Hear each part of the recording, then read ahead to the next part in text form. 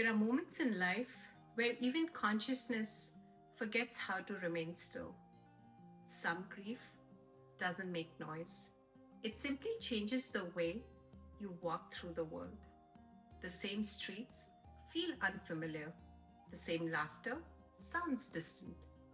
And even though life continues around you, something inside remains standing beside what was lost.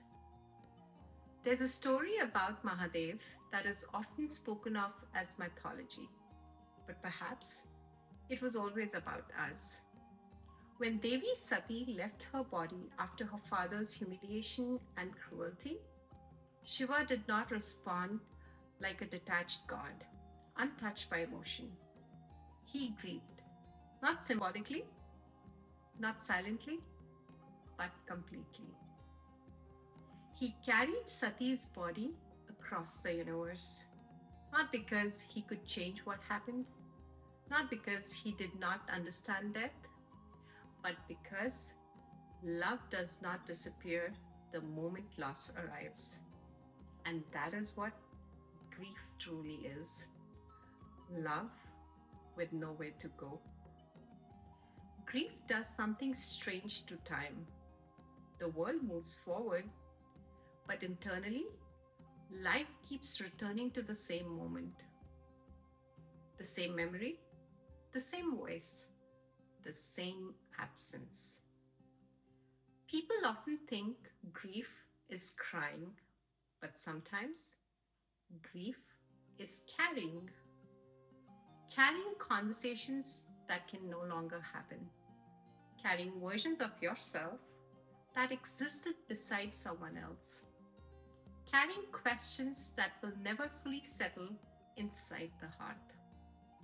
The deeper tragedy in Shiva's grief was not sorrow alone. It was what happened when grief became the only place left to live. The universe itself began to pause around his pain. Many of us do the same. Sometimes, after loss, a part of us quietly believes that healing would mean betrayal. So we hold on to suffering as proof that the love was real. We replay memories, reopen wounds, refuse joy before it can fully ever enter again. Because somewhere inside, pain begins to feel more real and loyal than living. But love was never asking you stop existing beside the loss. And this is what Shiva's story slowly reveals. Even grief must transform. Not because the love mattered less, but because it mattered enough to change the way we live. Rumi once wrote, "The wound is the place where the light enters you." Maybe that light is not happiness. Maybe it is depth, the ability to sit beside another person's pain without trying to fix it. The ability to value moments while they're still here. The ability to finally understand how fragile and sacred life has always been. Perhaps the life enters the moment grief stops, becoming a place we live in, and becomes the way we learn to live more deeply.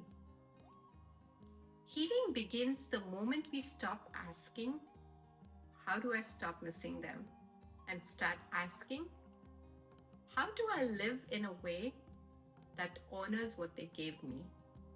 Because some people leave us with pain, but some others leave us with a responsibility to become more conscious of life because once we loved them. So the goal was never to erase grief.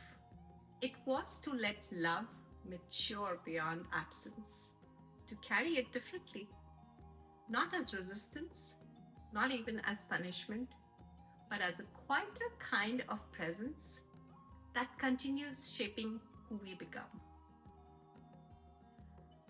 कुछ लोग जाकर भी जाते नहीं, कुछ लोग जाकर भी जाते नहीं, वो हमारे अंदर रहना सीख लेते हैं और फिर एक दिन इंसान समझता है हर टूटना बर्बादी नहीं होता.